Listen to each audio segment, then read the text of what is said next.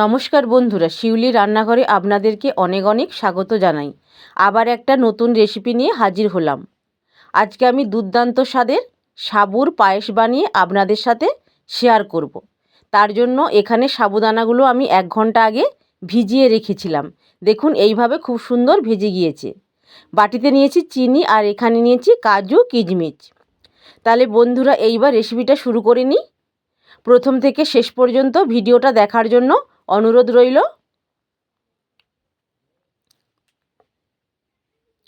প্রথমে গ্যাসের মধ্যে একটা কড়াই বসিয়ে দিলাম। কড়াই দিয়ে দেব 1 চামচ ঘি।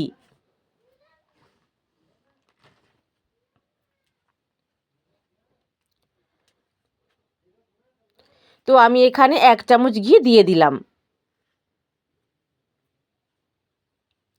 এইবার এই ঘিয়ের মধ্যেই অল্প করে কাজু আর কিশমিশ একটু নাড়াচাড়া করে নেব।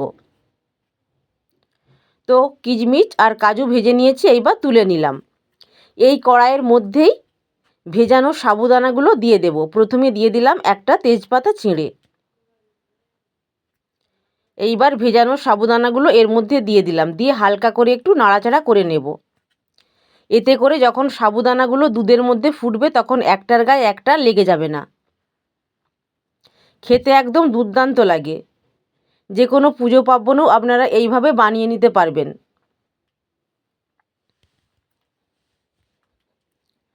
তো হালকা একটু ভেজে নিয়েছি, এইবার তুলে নেব।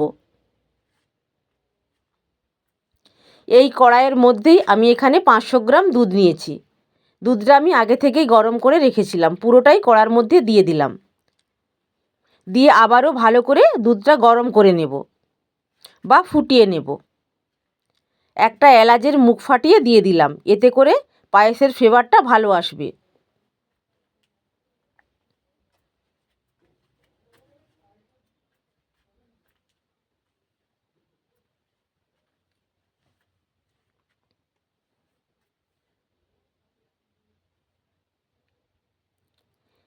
দুধ বেশ ভালো করেই ফুটিয়ে নিয়েছি। এইবার ভেজে রাখা সাবুদানাগুলো এর মধ্যে দিয়ে দিলাম।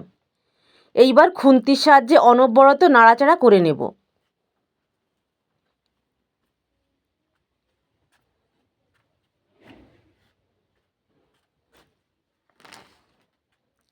বাড়িতে একবার হলো এইভাবে বানিয়ে খেয়ে দেখবেন, তবেই এর স্বাদ বুঝতে পারবেন যে কতটা টেস্টি লাগে, কতটা ভালো।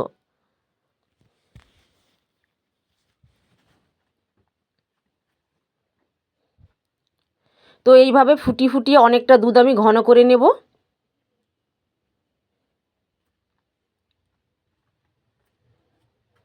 সাবুদানাগুলো একটার গায়ে একটা লেগে যায়নি, সবগুলোই ছেড়ে ছেড়ে গিয়েছে।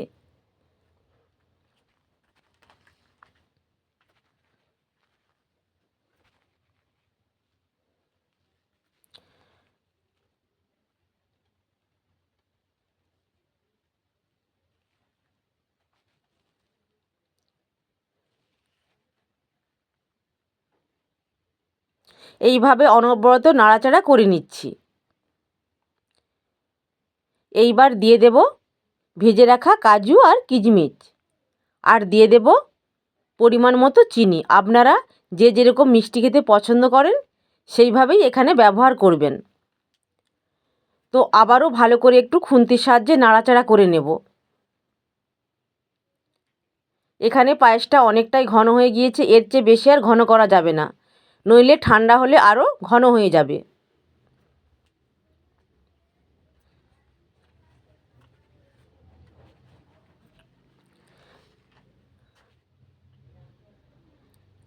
রেডি হয়ে গেল আমার সাবুর পায়েস বানানো।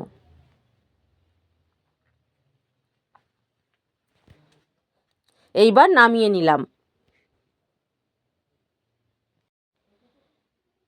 কত সুন্দর লাগছে দেখুন বন্ধুরা।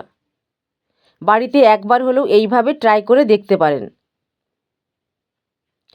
এই রেসিপিটা যদি আপনাদের ভালো লেগে থাকে তাহলে কমেন্ট করে অবশ্যই জানাবেন এবং সাবস্ক্রাইব করে পাশে থাকার অনুরোধ রইল। সবাই ভালো থাকবেন, সুস্থ থাকবেন।